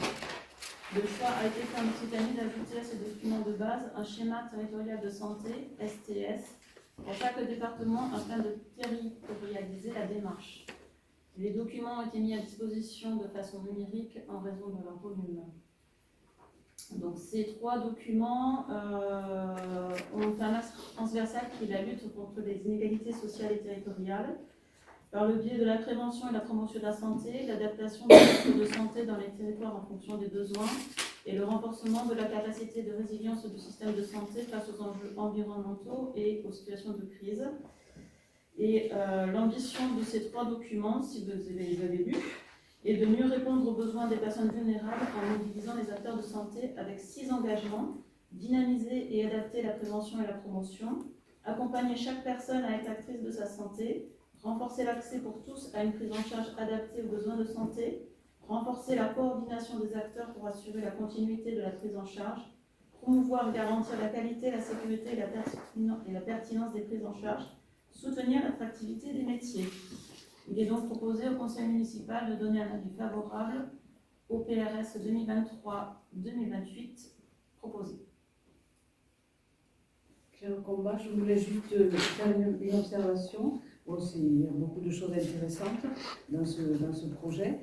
Donc, par contre, la mise en œuvre ensuite de toutes ces belles choses, ça va se passer comment? Et d'autre part, ce que je regrette qu'il n'y ait pas dedans prise en compte des médecines douces. On n'en parle pas du tout. Donc, est-ce que là, on nous demande notre avis? Est-ce que notre avis, il va être retranscrit à la ARS ou pas? Bah, c'est juste un accord de principe qu'on nous demande, c'est l'Agence régionale de santé, c'est l'ARS. C'est pas nous, enfin, c'est un travail qui a été mené par l'ARS. Oui, mais on doit pouvoir faire un commentaire. Voilà. Oui, bien sûr. Voilà. Est-ce qu'on peut faire un commentaire? Surtout Sandrine Lafont, surtout dans des actions de prévention et de long terme, on sait très bien que c'est des médecines qui ont plus de succès que des médecines allopathiques. Hein. Enfin, elles ne sont pas forcément reconnues. Donc Là, on est plus sur des enjeux territoriaux de continuité de soins, de bassins où il manque des personnels de santé. Je pense que là, l'enjeu de ce schéma de santé il est au-delà de la médecine douce. Il est quand même sur des enjeux de médecine soins générale. Que chacun puisse avoir accès à un parcours de soins. C'est pas un arbitrer entre les médecines douces et la médecine. C'est pas dans les propos de ce rapport. Non, mais quand ils insistent sur l'axe prévention, on n'est pas bon du tout en France sur la prévention, hein, ça c'est clair. Ben, il y a des études, moi j'ai un peu trempé dans le milieu, il y a des études là-dessus, et par rapport à d'autres pays européens notamment, on n'est pas bon, enfin voilà, mais bon, voilà, je ne sais pas s'il y a moyen de remonter la... et si vous en seriez d'accord. Ok, on a noté de toute façon, je ne pense pas qu'on sera mis au bout de l'eau Non, mais dans le schéma régional. Je trouve que c'est important, par rapport à la prévention, etc. Le coût, voilà. Et puis après la mise en œuvre, parce que la mise en œuvre du coût de tout ce qu'ils proposent, ça va être lourd, à mon avis.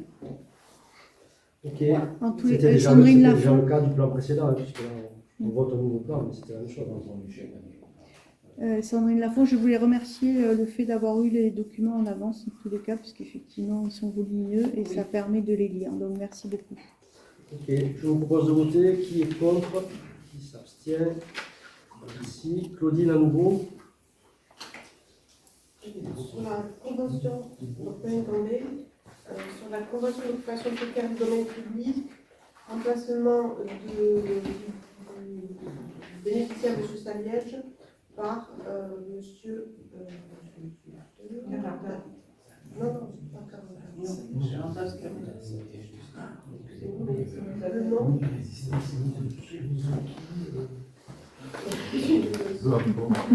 Le nouveau propriétaire. Voilà, le nouveau propriétaire de la Viande de voilà. Par délibération du 9 novembre 2022, le conseil municipal avait approuvé et autorisé la signature de 2 avenants en convention avec des particuliers, M. Saliège et M. Caranta, pour l'occupation à titre précaire d'une parcelle du domaine privé de la commune. Ces conventions couraient à l'origine jusqu'au 31 décembre 2021 et ont été prolongées par avenant jusqu'au 31 décembre 2023. L'un des 2 administrés ayant vendu sa maison, M. Saliège en l'occurrence, il est proposé au conseil municipal d'approuver un nouvel avenant portant le transfert de la convention nationale de propriété à M. Saliège au nouveau propriétaire. Sandrine Lafont, on avait déjà discuté de cette affaire quand on a prolongé là, en disant on ne sait pas trop quoi faire, alors on prolonge et puis ça nous donnera le temps de réfléchir. On était OK avec ça. Hein. Aujourd'hui, il y a un changement de propriétaire. Pour transférer au nouveau propriétaire ce truc-là, c'est s'engager de façon indirecte, où je suis d'accord que formellement non, mais de façon évidente dans l'esprit, c'est s'engager à prolonger cet accord, parce que pourquoi le signer pour 3 mois alors que le nouveau propriétaire aménagé en juin, si j'ai bien lu, on est en septembre, il reste 3 mois pour décembre, et on va faire un transfert de propriétaire, alors que si on fait rien, on est en situation de reconsidérer la chose quand il faut rediscuter à partir du 31-12. Donc aujourd'hui, changer de propriétaire alors qu'il n'a rien, il va considérer que c'est un peu un dû, enfin, qu'on le veuille ou non, hein, c'est pas que c'est un dû, on lui doit rien après derrière, on est d'accord. Mais la tendance est quand même compliquée, quand il y a quelque chose qui est provisoire et précaire, de le transférer au nouveau propriétaire, alors que dans 3 mois, on rediscute de la Je vais chose. répondre rapidement à ta question. On n'a aucun projet sur cette parcelle, et surtout les services techniques, ils ont autre chose à entretenir que ça. Donc pendant ce temps-là, c'est les propriétaires qui entretiennent les parcelles. Le jour où on aura un projet, la convention s'arrête. Mais aujourd'hui, on n'a pas de projet, on n'a pas de visibilité sur un aménagement futur. Il y a Lausanne qui va intervenir, mais il y aura sans doute des gels de projets et de terrain. Donc on n'a pas de projet sur cet endroit-là. Autant que les propriétaires continuent à l'entretenir, plutôt que nos services techniques aillent entretenir cette parcelle qui, en plus, n'amène rien dans le patrimoine de la commune. Sandrine Lafont, on avait discuté à l'époque dans la commission environnement, mais qui a été reconstituée récemment, de faire des jardins partagés, puisqu'il n'y avait pas de grands terrains, de faire des jardins partagés, au moins très localement, sur ce genre de terrain, de laisser les gens investir ce genre de parcelles. C'est trop petit, c'est absolument pas adapté. Et en plus, on a encore un changement de propriétaire. Donc on est aujourd'hui sur une situation instable, on est obligé de régulariser. Pour l'instant, on régularise la situation. Qui est responsable en cas d'accident sur cette terre? C'est nous. Non, c'est eux, dans la mesure où on leur loue. C'est dans la convention. D'où l'obligation de faire ça. Oui, c'est sur ça. On a l'obligation. Christopher Perron, j'avais une question par rapport à ça. Je comprends la nécessité mentionnée par Claudine de clarifier la convention par rapport au nouveau propriétaire. La question que je me pose, par contre, est qu'il va nous rester 3 mois, comme disait Sandrine, jusqu'à la rediscussion. N'a-t-il pas l'occasion de poser la question aux citoyens, de savoir si ce terrain peut les intéresser, suite à une concertation lancée à tout l'ensemble de la population? Et à l'issue de ces 3 mois, on est dans une zone pavillonnaire, les gens déjà du jardin. Monsieur le maire, ce que je dis simplement, c'est poser la question, aboutir à une réponse. Tu l'as posé, on te dit, c'est déjà une zone pavillonnaire, l'endroit n'est pas adapté, donc je vois pas, c'est des petits. Christopher Perron, monsieur le maire, on posait la question, on est une trentaine ici.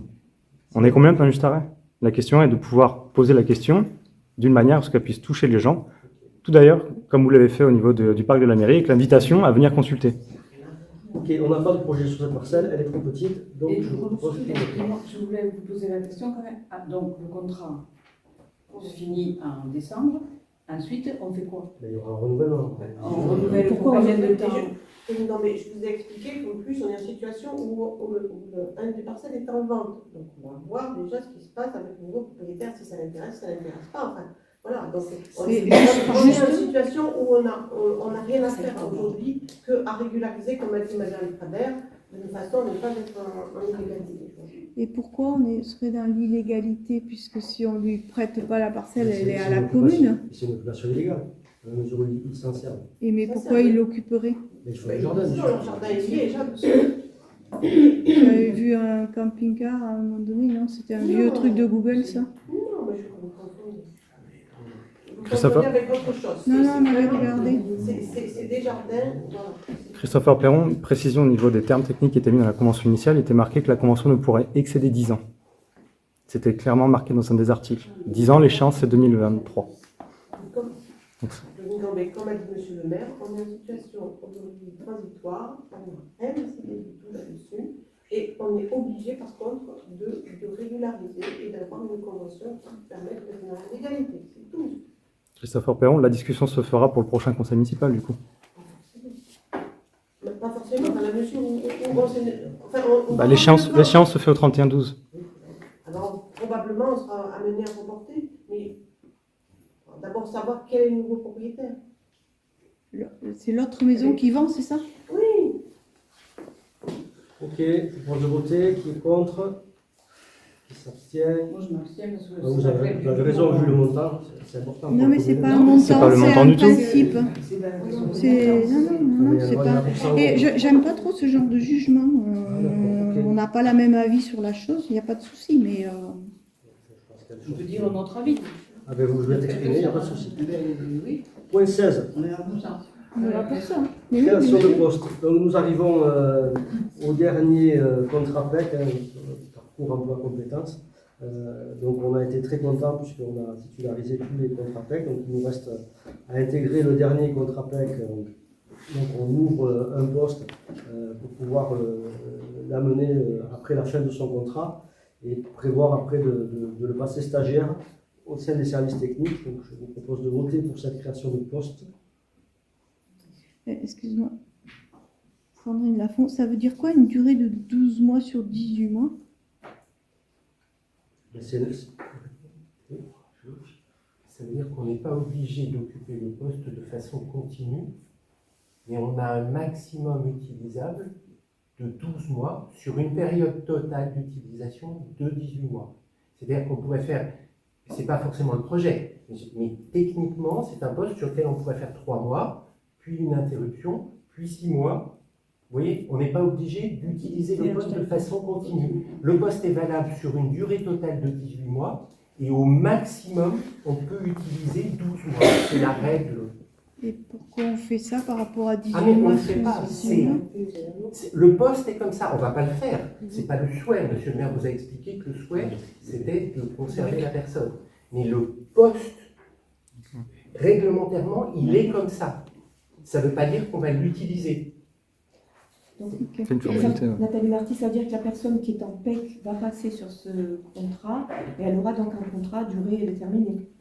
Oui. C'est pas un poste à durée indéterminée. Ça sera par la suite. Mais Donc c'est pas ça, après, il va stagiaire. Après, il va devenir stagiaire et il pourra éventuellement. Donc, on recréera un poste, par contre, en CDI. Enfin, Stagiaire. un poste. Je Ok. ne parle pas de CDD ou CDI. Oui, ok.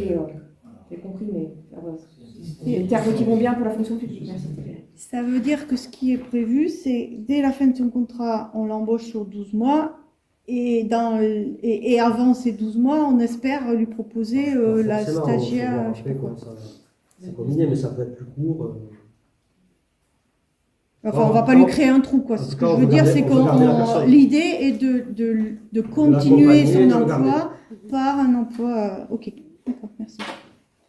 Ok, je propose de voter. Qui est contre? Qui s'abstient? Ici. Donc on va attaquer, si vous voulez bien, les questions diverses.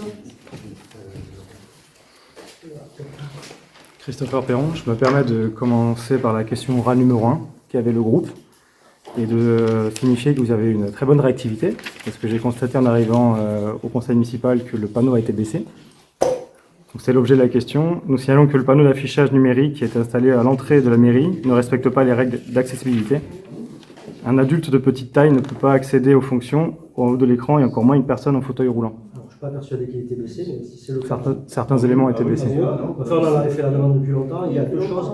Sur les personnes à mobilité réduite, il y a un bouton en bas qui est accessible. Puisqu'en fait, on ne le fait pas pour les gens qui sont en fauteuil ou autre. Il y avait une accessibilité en bas. Après, il a été posé par l'Uniplan, donc il n'a pas été posé par la commune. Effectivement, on s'est aperçu qu'il était trop haut. On a demandé le déplacement. Mais bien évidemment, il doit être déplacé. Après, il y a du câblage, etc. Donc c'était plutôt à l'Uniplan de le faire. L'Uniplan, ils n'ont pas une réactivité non plus très vive. On va dire qu'on est inscrit dans des délais. Mais effectivement, il doit être déplacé. Christopher Perron, la question, qui a surveillé les travaux? Service technique. Ok. Du coup, ils vont payer. L'Uniplan, c'est à leurs frais. Ils ont reconnu qu'ils n'avaient pas fait comme il fallait, c'est ça?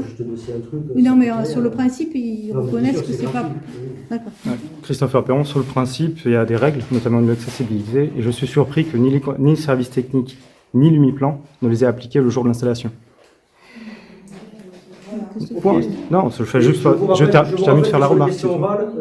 Oui. C'est pas un débat. Non, pas de débat. Je lis les réponses et on ne doit pas être dans un débat. Donc, la prochaine question, si vous voulez lire toute la question, vous pouvez la lire. Moi, je répondrai, mais il n'y aura pas de débat. Oui, je veux lire la question parce que si on ne la lit pas, ce n'est pas au PV après. Donc, tout le monde l'a lu, alors, on le lit. Ça ne fait rien, ce n'est pas au PV si on ne le lit pas, puisque ce n'est pas mis dans le PV. Si vous mettez les questions qu'on envoie dans le PV, on arrêtera de les lire en entier. Donc c'est la demande de siège de notre groupe Injuste Arrêt Durable dans la commission urbanisme. Notre groupe souhaite siéger à la commission urbanisme. Nous avons exprimé cette demande lors du conseil municipal du 31 mai 2023. Nous avons réitéré cette demande par un mail adressé à notre maire et au DGS en date du 14 septembre 2023. Nous constatons que la modification de la commission urbanisme n'est pas à l'ordre du jour du présent conseil municipal. Voici les propos qui sont rapportés dans le PV du conseil municipal du 31 mai 2023. Je vous saute le truc, je vous fais le principal. Monsieur le maire, sur la commission précédente dans laquelle votre groupe n'existait pas, la commission n'est pas modifiée, donc il n'y a pas lieu de la modifier. Il n'y a personne qui est sorti de la commission, donc non, vous n'avez pas le droit à être dans toutes les commissions, vous n'y êtes pas, pour l'urbanisme, c'est non. Fin de la citation. Nous pensons au contraire que la loi vous oblige à accéder à notre demande. Nous tenons à votre disposition un document de la préfecture de la Haute-Garonne le précisant, dont voici un extrait. Modification de la composition en cours de mandat, obligatoire lorsque la composition n'assure plus le respect du principe de la représentation proportionnelle des différentes tendances du conseil municipal pour les communes de 1000 habitants et plus. Exemple, intégration d'un groupe d'opposition nouvellement créé, qui est exactement notre cas. Alors, je réponds. Nous avons répondu au dernier conseil municipal. Nous avons respecté les textes car la commission a été créée après les élections en 2020 et a respecté la parité des urnes. La scission est postérieure. Il n'y a pas de vacance de poste dans la commission, donc il n'y a pas de modification de la commission. Néanmoins, nous allons demander un avis juridique et nous vous répondrons au prochain CM. Non, avant. Parce que sinon, on va encore prendre un CM. Ah non, pas au prochain CM. Ou pendant le CM, si tu veux. Mais non. On demande la création. On n'a pas eu ce coup-ci. On le demande pour le prochain CM. Donc, vous ne mettez pas 3 mois à réagir à la question. Ok, j'ai répondu. Vous avez une note de la préfecture, on la tient à votre disposition, qui explicite exactement, exemple, intégration d'un groupe d'opposition nouvellement créé. C'est exactement notre cas. Donc, vous ne mettez pas 3 mois à nous répondre. Et nous, on a le code des collectivités territoriales et on a respecté le code des collectivités territoriales. Donc, on va demander un avis à un avocat. Non, à la préfecture. La préfecture peut vous répondre là-dessus. Alors, on va commencer avec l'avocat. Vous demandez à la préfecture, c'est son rôle. Ils ont écrit une note exprès pour ça. Ça sera gratuit. Si vous voulez, on le fait. On va le faire. On va le faire. Question orale numéro 3. Alors, c'était Christopher Perron, c'est un point sur l'impasse Pédenot. Donc, une pétition sur l'aménagement de l'impasse Pédenot a été envoyée à la mairie le 3 avril 2023. Monsieur le maire, donc vous-même, a fourni une réponse à cette pétition le 27 avril, s'engageant à faire un retour aux pétitionnaires dans le courant du mois de mai. Ce retour n'a pas été fait, contrairement à la promesse. Donc la question qui est posée, c'est qu'est-il prévu aujourd'hui? Alors, au niveau de l'agglo, puisqu'on a cité le service voirie de l'agglomération du Lointain, ils ont eu des vacances de poste et ils ont pris du retard. Donc, ils nous ont fait un dernier retour assez récemment. Le projet ne correspondait pas forcément à nos attentes, donc on a demandé à avoir un deuxième projet. Ce projet nous sera remis prochainement et on a prévu de rencontrer les riverains lors d'une rencontre dans les quartiers le 7 octobre. Christopher Perron, concernant ce sujet-là, j'ai pu discuter avec une personne du Muretin Agglo qui m'a fait part de ces dossiers courant mai 2023. Oui, on n'a pas eu les éléments avant. Sandrine Lafont, qu'est-ce que vous avez demandé au Muretin Agglo, puisque eux, ils vont voir la faisabilité et tout, j'imagine, mais quelles sont les demandes de la commune qui ont été exprimées au Muretin Agglo? On le présentera le 7. Merci. Question orale numéro 4. Le 7 quoi? Le 7 octobre. Christopher Perron, un courrier sera envoyé au PE. On va faire une distribution boîte aux lettres. Ok. Question orale numéro 4. Travaux avenue de la Gare, donc des travaux ont été faits cet été. Pouvez-vous préciser quels sont les objectifs de ces travaux? Est-ce que c'est piétons, cyclistes, les deux? Comme on n'a pas vu de marquage, on se demandait ce qui était prévu. Alors, les travaux menés cet été chemin de la Gare ont été réalisés par le Muretin Agglo dans le cadre du schéma directeur des pistes cyclables. Ils sont financés par le Muretin Agglo. Ils feront l'objet d'une demande de fonds de concours à la commune pour payer la part résiduelle, comme on a déjà fait pour les autres voies cyclables. Les travaux portent sur une infrastructure piéton-cycle et ne sont pas terminés, donc le marquage n'est pas terminé. Donc on a fait les travaux pendant l'été de voirie pour embêter le moins possible la population. Et on est en train de faire du marquage Michel nous a dit que le marquage était déjà Il est fait. fait, le marquage. Pas tout peut-être.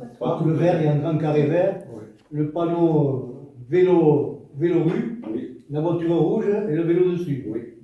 Donc c'est en cours de finition. Ils l'ont fait cet après-midi. Ouais, cet après-midi. Donc, sur le fond, qu'est-ce qui est visé? Non, mais je rappelle que ce projet a été montré 2 fois à la commission mobilité. La fois à la commission. Christopher Perron, je tiens à rappeler que le compte-rendu de la commission mobilité aurait pu être transmis au conseil municipal, la date le permettant, courant mai. Il a été transmis à ce conseil municipal, donc soit un délai beaucoup plus tardif ne permettant pas d'être au courant de ces informations. Les dates sont bien antérieures. De toute façon, c'était une autre Je me permets de répondre juste sur le point. Le compte-rendu date d'avril, si je ne me trompe pas. On a eu le conseil municipal le 31 mai. Donc il est resté à peu près un mois et demi pour faire le sujet. Là, nous sommes bien ultérieurs. Donc cette information n'était pas connue. On ne fait pas de débat. On n'a pas de leçon à prendre sur les comptes rendus. Il y en a qui n'en ont pas fait dans pleine commission. Question orale numéro 5.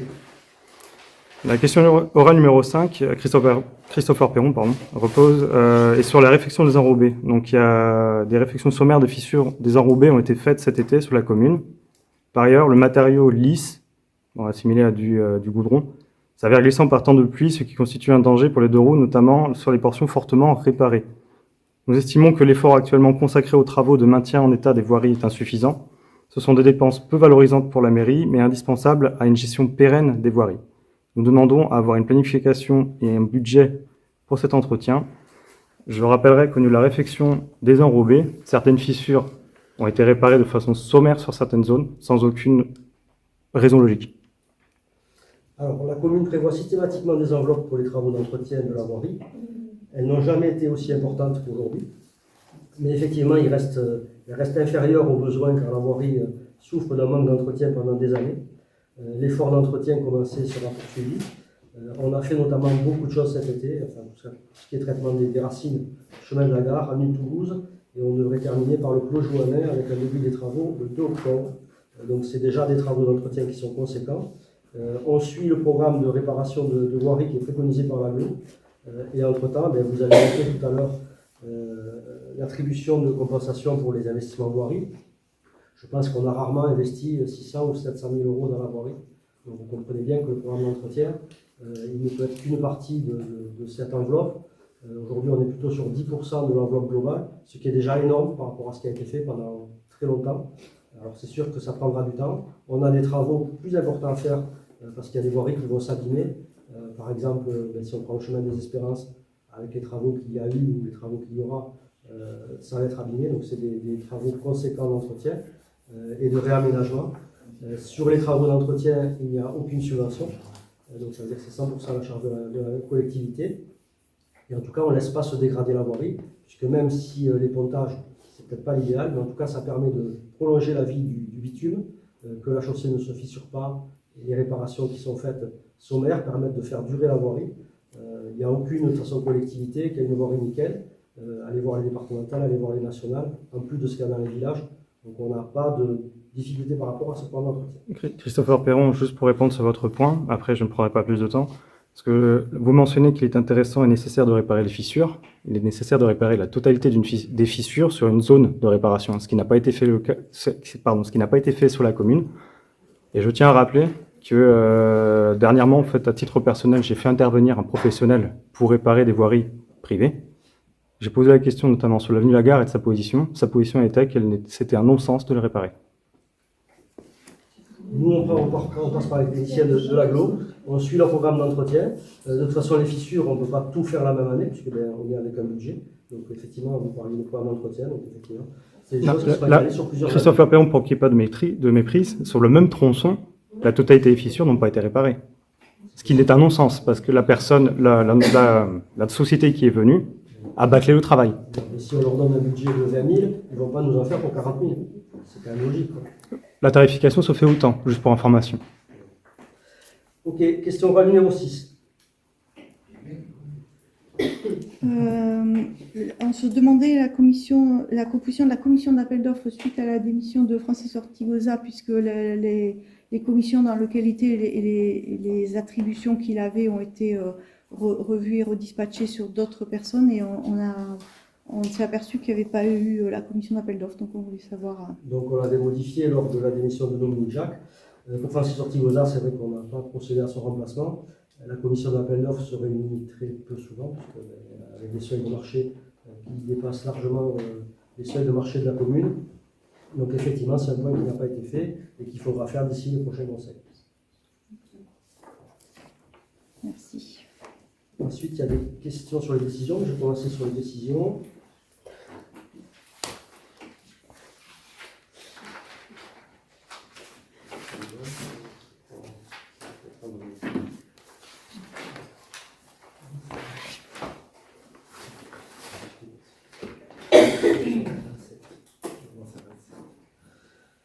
Donc la décision 27 sur le remplacement des LED dans la MJA, donc je vous rappelle qu'on a eu pas mal de travaux. Christophe Perron, on n'a pas posé cette question. On a posé 2 questions sur la 27, mais c'est comme... Ah d'accord. Ah ok, pardon. Ah oui, très bien, très bien. Je renvoie Merci. la décision, on prendra le droit. Ah oui, D'accord, oui, pardon. très bien, merci. Donc la décision 27, donc suite aux travaux du GTE, donc on a pris la décision de passer en LED à la MJA. Décision 28 sur les fonds d'attribution de concours. Donc on a demandé un fonds de concours à l'agglomération du Muretin pour le remplacement du bâtiment des arrêts. Donc ça sera un petit montant, mais bon, c'est bien de le demander. Ensuite, la décision 29 sur le pourvoi en cassation de la SCI des Irédo. Donc là, vous avez posé une question de savoir ce qu'il en était. Donc la SCI d'Osiredo, c'est une société immobilière qui a eu pour objet d'acheter un terrain à la commune à l'époque qui n'a pas été préempté. Donc elle a été achetée par des citoyens français itinérants donc, qui ont fait plusieurs parcelles. Donc c'est impasse de Foix. Donc ils ont planté des haies, ils ont fait des aménagements, ils ont mis des clôtures, un portail, un algéco, etc. Donc c'est regrettable que ça n'ait pas été préempté, mais c'était avant notre mandat, donc quand nous on est arrivés c'est trop tard. Donc bien évidemment on a fait des arrêtés pour faire interrompre les travaux, ils n'ont pas forcément respecté, donc on a gagné une première fois au tribunal, donc après il faut courir parce que déjà pour trouver la boîte aux lettres où ils sont, plusieurs huissiers qui les ont poursuivis. Donc on a gagné une première fois au tribunal, ils ont contesté la décision puisqu'on leur a demandé de faire la remise en état du terrain et de payer bien évidemment et des frais de justice et des pénalités journalières de non remise en état. Donc on a été en appel, donc on a gagné également en appel. Et bien, le dernier moyen de recours, c'est la cassation. Donc aujourd'hui, il nous amène en cassation avec peu de chances d'aboutir. Mais en attendant, les décisions ne sont pas exécutoires. Aujourd'hui, sur ce terrain, ils n'ont pas d'électricité, puisqu'on a fait couper les compteurs, puisque c'était des branchements temporaires chantier. Donc ils n'ont plus d'électricité, ils ne sont pas revenus. D'ailleurs, depuis l'an dernier, voilà, on attend la décision au niveau de la Cour de cassation. En même temps, je tiens à dire qu'on a gagné aussi un procès contre l'ASCV, donc une association de pain juste qui nous a attaqué au tribunal en disant qu'on ne l'avait pas tenu informé des procédures que l'on a engagées contre les gens du voyage, on n'avait pas à les tenir informés. Donc le juge a jugé que c'était irrecevable, donc il nous avait demandé 5 000 € de dommages et intérêts et nous 2 500. Donc l'affaire est passée sans suite, donc il n'y aura plus d'autres actions sur ce point. Juste pour comprendre, quand tu disais planter des haies, ils ont le droit de le faire, j'imagine, c'est construire, c'est ça? On est en zone rouge. Donc ils ont le droit de rien faire du tout? Ils ont acheté le terrain, c'est ça? Et ils ont le droit de rien faire, même pas planter des haies? Ben non, en zone inondable. Bon, en zone inondable, tu peux planter des arbres. Arrête l'eau. Non, tu es en zone rouge du BPRI, en fait. Quelqu'un à côté, comment te dire.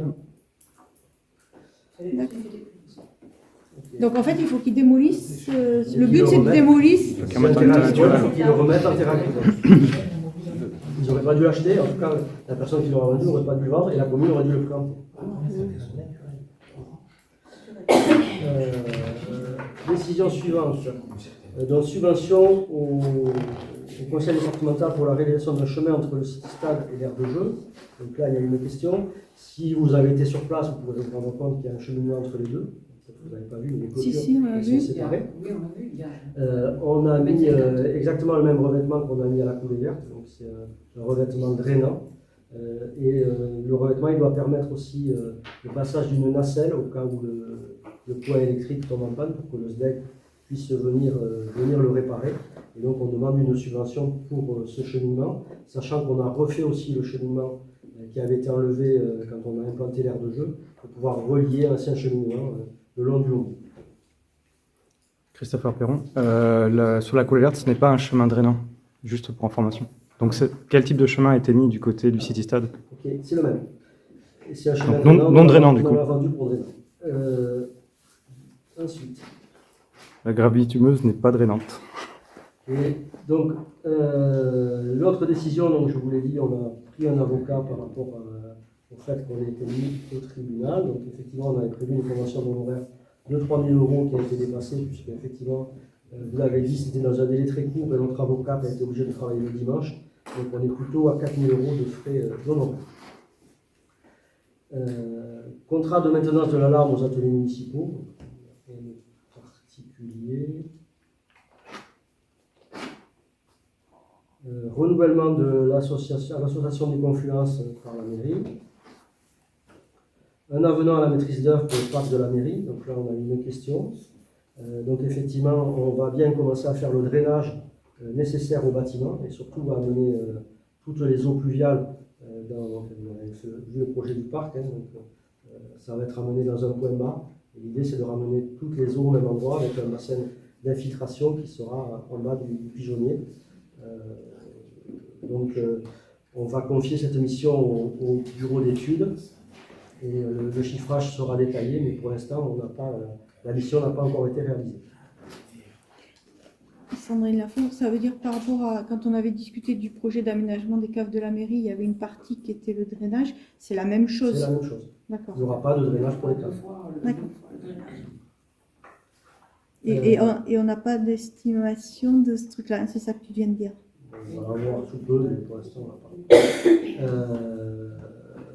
Décision 35 portant demande d'attribution de subvention au titre du fonds vert pour les travaux d'aménagement de la mairie. Donc on a sollicité l'État pour avoir les subventions.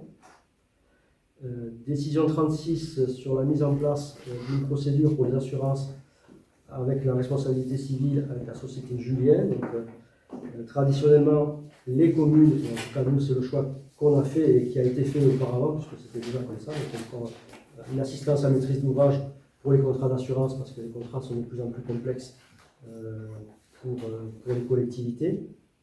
Donc on avait déjà fait un marché d'assurance quand on est arrivé en début de mandat. Donc il y a un assureur qui a dénoncé un contrat pour les raisons qui lui sont propres, peut-être qu'il ne gagne pas assez d'argent avec son contrat, donc en tout cas il ne nous a pas dit pourquoi il voulait arrêter son contrat. Et donc on redémarre avec un AMO comme on l'avait déjà fait auparavant, donc il n'y a pas de choses particulières. Pour expliquer sur l'assurance juridique ou juridictionnelle, donc c'est une assurance qui existait auparavant dans la commune. L'AMO justement qu'on a pris nous a dit que ce n'était pas intéressant parce que c'est une prestation qui se paye très cher et avec une enveloppe judiciaire relativement faible. Donc je vous rappelle qu'on a eu au niveau judiciaire une longue procédure avec Carrefour qui a coûté bien plus que ce qui était prévu dans une enveloppe par une assurance. Je crois qu'en payant X par mois, on a une enveloppe juridictionnelle de l'ordre de 3 000 €. C'est un petit peu comme pour l'aide juridictionnelle, donc, qui est bien loin de l'usage que peut en avoir la commune.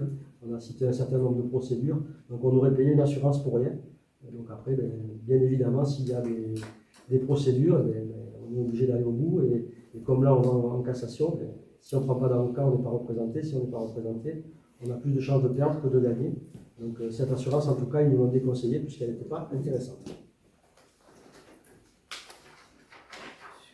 Convention de formation AIPR Fort-Wallis. C'est sur le réseau.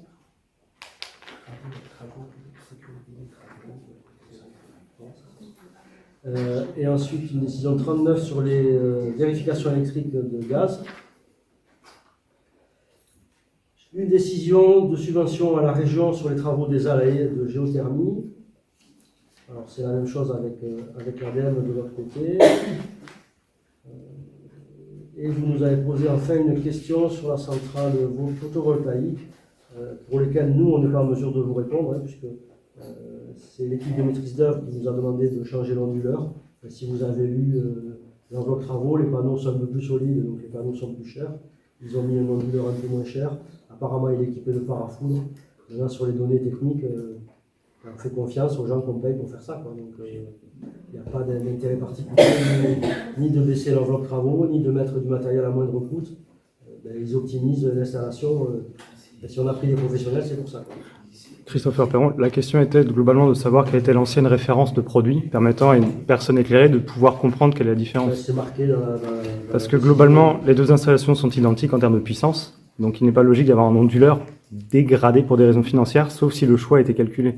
J'entends par le choix calculé et assumé, et que pour peut-être rentrer dans une enveloppe, parce que les panneaux sont finalement plus chers, la dernière solution, l'onduleur ne permettra pas d'avoir autant de capacité électrique, on va dire, des panneaux, mais qui est assumé par rapport au fait de la différence de prix et les gains calculés par la société. Techniquement, c'est par là qu'on posera la question, vous répondrez. Ok, merci. Notamment la garantie, parce que le prix de l'onduleur, ça peut être lié à la durée de garantie. Donc si c'est pour baisser la durée de garantie, ça serait dommage. Et après, vu que la puissance est la même, de choisir si c'est un onduleur moins puissant, ça veut dire qu'il y aura de la perte ou qu'on ne peut pas prolonger aussi. Je ne sais pas s'il y a un toit proche et qu'éventuellement on pourrait rajouter des panneaux sur l'onduleur. Le fait de le sous-dimensionner, donc de le dimensionner juste, fait qu'on ne peut pas rajouter des panneaux à proximité si y a... C'est pas la commune qui est à l'origine de la demande, c'est vraiment eux, donc techniquement on ne peut pas vous répondre. Et le plan d'implantation sur les toits, c'est situé où? Ça ressemble à quoi? C'est la moitié, en fait. Dans le projet qu'on a présenté, il y a la moitié du toit qui est en panneau solaire. Celui qui est quoi? C'est celui qui est un peu sud et est, qui est orienté, quoi. Je pense que vous avez vu, il y a une partie de toit avec l'éclairage zénital, donc c'est la première partie qui va nous exposer. Il me reste à parler de la purge du droit de préemption. Donc il y a un certain nombre de maisons individuelles qui se sont vendues, ou des appartements, et un terrain nu, donc il n'y a pas eu de préemption pour aucun des terrains qui ont été vendus dans la période de mai à août. Voilà, on est terminé avec l'ordre du conseil municipal. Ce que je voulais vous dire, c'est les prochaines dates de conseil. Donc on tient le rythme de l'année dernière avec 6 conseils. Donc le prochain conseil, ce sera le 9 novembre. Et enfin, le dernier conseil de l'année, ce sera le 13 décembre.